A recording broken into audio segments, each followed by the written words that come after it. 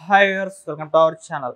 అమర్ రాజా company Telangana నుండి వెళ్ళిపోతుంది అన్న ఒక వార్త సోషల్ మీడియాలో వైరల్ అవుతుంది. మొన్న కూడా ఇది గల్లా జయదేవ్ గారి కంపెనీ అమర్ రాజా అనేది, ఆయన కూడా వార్నింగ్ ఇచ్చారు రేవంత్ రెడ్డి గారికి అని చెప్పేసి వార్తలు కూడా వినిపించాయి.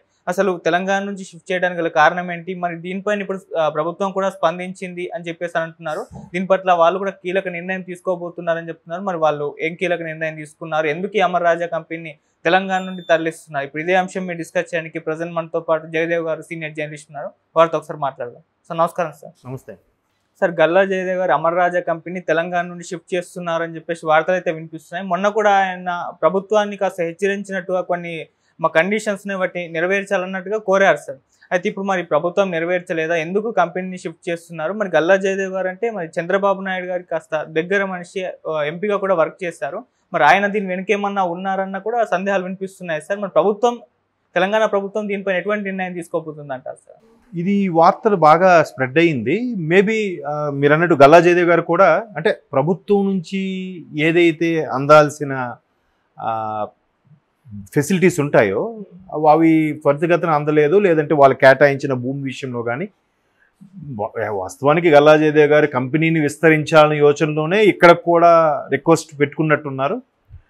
ఒకటి ఇక్కడ రిక్వెస్ట్ పెట్టుకున్నారు, రెండోది అక్కడ కూడా పొమ్మలు లేక పొగబెట్టారు కదా గల్లా జయదేవ్ని. ఆఖరికి ఆయన ఇంకా నాకు ఈ రాజకీయాలు కూడా వద్దురా బాబు అని చెప్పి గుంటూరులో ప్రెస్ మీట్ పెట్టి కూడా దాన్ని నమస్కారం పెట్టేశాడు ఆయన. మాజీ మంత్రి, కాంగ్రెస్ మాజీ మంత్రి గల్లా అరుణ్ కుమార్ గారి అబ్బాయి, పైగా అందరికీ తెలిసిన విషయమే మహేష్ బాబు గారు అక్క భర్త. సో గుంటూరు ఎంపీగా చేశారు గతంలో.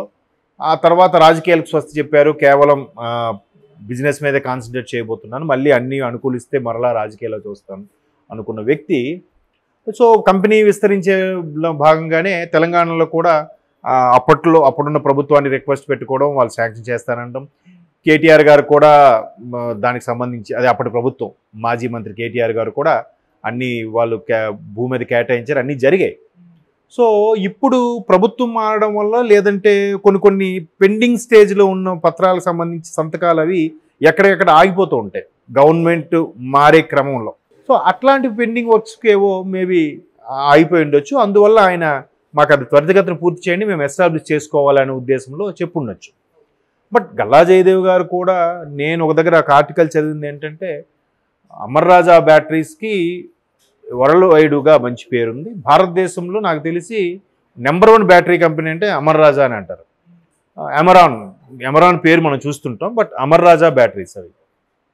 సో అది మనకి రేణిగుంట దగ్గర ఒక పెద్ద అదొక టౌన్షిప్పే ఉంటుంది వాళ్ళకు, ఎంప్లాయీస్కి సంబంధించి కానీ ఫ్యాక్టరీ కానీ అన్నీ కూడా.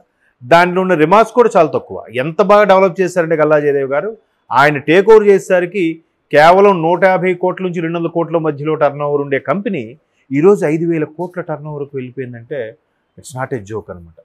సో అంత బాగా డెవలప్ చేసేవారు కాబట్టి దాన్ని స్ప్రెడ్ చేసే ఉద్దేశంలో తెలంగాణకు అనేది వేరే రాష్ట్రాలు కూడా విస్తరించాలని అనుకున్నారు. దాంట్లో భాగంగానే మన తెలుగు రాష్ట్రాల్లో అయితే బెటర్ అని ఎక్కడ అనుకున్నారేమో. మరి అప్పుడు అన్నీ అనుకున్నారు, సరిగ్గా అవ్వలేదు. బట్ గవర్నమెంట్ మారే క్రమంలో కొన్ని రకాల పెండింగ్ బిల్స్ కూడా ఆగిపోతుంటాయి, కొన్ని కాంట్రాక్ట్స్ ప్రాజెక్ట్స్ సంబంధించి కూడా ఆగిపోతుంటాయి. అలాగేదో అడ్డంకి జరిగినట్టుంది. దాని మీద ఆయన స్పందించడం, ఇంకా లాభం లేదు, ఎలాగూ మళ్ళీ వాళ్ళకు అనుకూలమైన ప్రభుత్వం వచ్చింది. గతంలో నేను టీడీపీ ఎంపీగా చేశారు కాబట్టి మరలా ఆంధ్రప్రదేశ్లోనే అక్కడే పూర్తి కాన్సన్ట్రేట్ చేసే క్రమంలోనే అక్కడికి వెళ్ళిపోతారా అనుకుంటున్నారు అన్నట్టు వార్తలు అయితే వచ్చాయి. సో దానికి మన ఐటీ మంత్రి శ్రీధర్ బాబు గారు వెంటనే సవరణ ఇచ్చారు. ఇదేం కాదు, ఇది ఏవైనా ఉంటే మేము ప్రభుత్వ తరఫున చేయాల్సింది చేస్తాం, వాళ్ళు కూడా మాకు రిక్వెస్ట్ పెట్టుకున్నారు, ఖచ్చితంగా సాల్వ్ చేస్తాం. ఇదంతా ఏమో కేటీఆర్ గారు ప్రోద్బలంతోనే ఏమో వచ్చేసేలేదు. అప్పుడు వాళ్ళు ఆయన విస్తరించే పనిలో ఆయన వచ్చి అడిగారు, ఈయన కూడా శాంక్షన్ చేశారు. మేమైనా అంతే.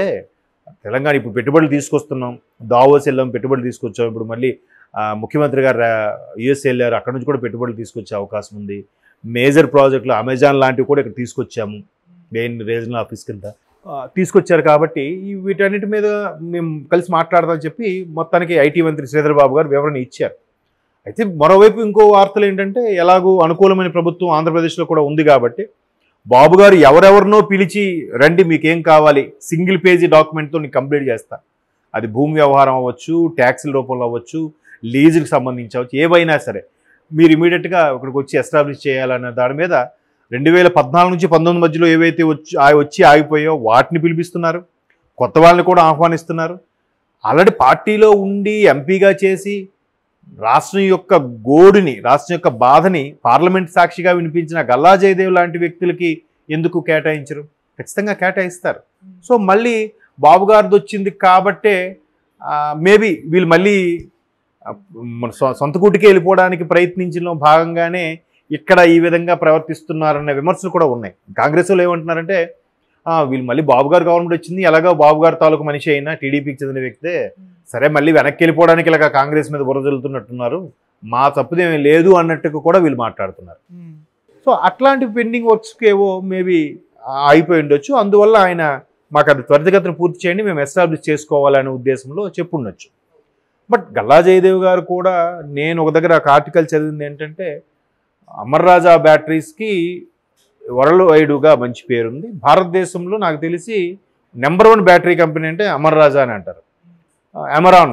ఎమరాన్ పేరు మనం చూస్తుంటాం, బట్ అమర్ రాజా బ్యాటరీస్ అవి. సో అది మనకి రేణిగుంట దగ్గర ఒక పెద్ద అదొక టౌన్షిప్పే ఉంటుంది, వాళ్ళకు ఎంప్లాయీస్కి సంబంధించి కానీ ఫ్యాక్టరీ కానీ అన్నీ కూడా. దాంట్లో ఉన్న రిమార్క్స్ కూడా చాలా తక్కువ. ఎంత బాగా డెవలప్ చేశారంటే గల్లా జయదేవ్ గారు, ఆయన టేక్ ఓవర్ చేసేసరికి కేవలం 150 కోట్ల నుంచి 200 కోట్ల మధ్యలో టర్నోవర్ ఉండే కంపెనీ ఈరోజు 5,000 కోట్ల టర్నోవర్కి వెళ్ళిపోయిందంటే ఇట్స్ నాట్ ఏ జోక్ అనమాట. అంటే అక్కడ బాబు గారా లేదంటే అనుకున్న వాళ్ళ కాదు, బిజినెస్ అల్టిమేట్గా బిజినెస్ చేసేటప్పుడు ప్రస్తుత కరెక్ట్గా ఆలోచిస్తే లాభాలు వస్తున్నాయా లేదా, దాని మీద కొన్ని వందల మంది వేల మంది బతుకుతున్నారా లేదా, వాళ్ళ జీవనోపాధి కూడా సరిగ్గా ఉంటుందా లేదా, దానివల్ల చుట్టుపక్కల గ్రామాలకి పొల్యూషన్ పరంగా కానీ ఏ ఇబ్బంది అడ్డంకులు లేకపోతే ఎవరు ఎక్కడికైనా వెళ్ళి బిజినెస్ చేసుకోవచ్చు. కాశ్మీర్ నుంచి కన్యాకుమారి వరకు ఎక్కడైనా మనం స్థాపించి చేసుకోవచ్చు. ఆ పరంగా ఆలోచిస్తారు తప్ప ఆయన మావోడు కాబట్టి మావోడైనా కూడా అక్కడ బిజినెస్ సరిగ్గా, అక్కడ అవసరమైన ల్యాండ్, అవసరమైన ట్రాన్స్పోర్టు, అవసరమైన మెయిన్ వాటర్ కావాలి, వాటర్ రిసోర్స్ అవి లేకపోతే మనవాడైనా లాస్కి పెట్టుకోలేడు కదా. వాటర్ రిసోర్సు అక్కడ రిసోర్స్ నది పక్కన ఏదైనా అవకాశం ఇచ్చారనుకుని దగ్గరలో నది ఉంది, వాటర్ తెప్పించుకోవచ్చు, లేదా మ్యాన్ పవర్ తక్కువ దొరుకుతుంది, ఇంత విస్తారంగా ఉండే భూమి ఇంకెక్కడా దొరకదు అనుకున్న నేపథ్యంలోనే అట్లా బిజినెస్ని ఎక్స్పాండ్ చేయడానికి, వాళ్ళ లాభాలు పొందడానికి అవసరమైన సదుపాయాలు చూసుకుంటూనే చేస్తారు తప్ప మావాడు కదా అని చెప్పి లాస్ వచ్చి నాకు తీసుకెళ్ళి పెట్టరు కదా. సో అట్లా అయ్యుండొచ్చు. బట్ వీళ్ళు కూడా లేదు, మేము అన్ని సౌకర్యాలు కల్పించడం కూడా ఎందుకు వెళ్ళిపోదాం అనుకుంటున్నారు, మేబీ బాబు గారు వచ్చారని వెళ్ళిపోదాం అనుకుంటున్నారా, అదేం లేదు, మేము అది మాట్లాడి ఏదో సార్ట్అవుట్ చేస్తామని కూడా కాంగ్రెస్ వాళ్ళు మాట్లాడుతున్నారు. మేబీ ఇక్కడ కూడా కొంత ఉంది, అక్కడ కూడా మళ్ళీ ఎస్టాబ్లిష్ చేసుకున్నారు అనుకోండి, బాగానే ఉంటుంది. ఒక విధంగా జయదేవ్ గారు, గల్లా జయదేవ్ గారు జగన్మోహన్ రెడ్డి గారు కానీ అలా బిహేవ్ చేయకపోయింటే, ఆయన అన్ని కొత్త కర్మాగారాలకి అవకాశం ఇవ్వడం, ఎక్స్పాండ్ చేయడానికి ఎవరికి ఏది కావాలంటే చేస్తుంటే ఆయన అసలు ఇటు వచ్చేవాడే కాదేమో. అంటే ఇటు స్ప్రెడ్ చేయాలని ఆలోచన ఉంది, బట్ మేము అక్కడే ఫుల్గా ఎస్టాబ్లిష్ చేసేవాడేమో వేరే దగ్గర ఎక్కడైనా, రేణిగుంట కాకుండా ఇటువైపు ఒంగోలు వైపు కానీ లేదంటే వైజాగ్ వైపు కానీ చేసేవారేమో. బట్ జగన్మోహన్ రెడ్డి గారి పరిపాలన వల్ల కూడా కొంత పక్క రాష్ట్రం వెళ్ళిపోవాలని పరిస్థితి వచ్చింది. చూద్దాం, మళ్ళీ బాబు గారు వచ్చారు కాబట్టి ఇది కుదుర్చుకొని ఇక్కడ కూడా వేరేది యూనిట్ పెడతారేమో అని మరి చూడాలి.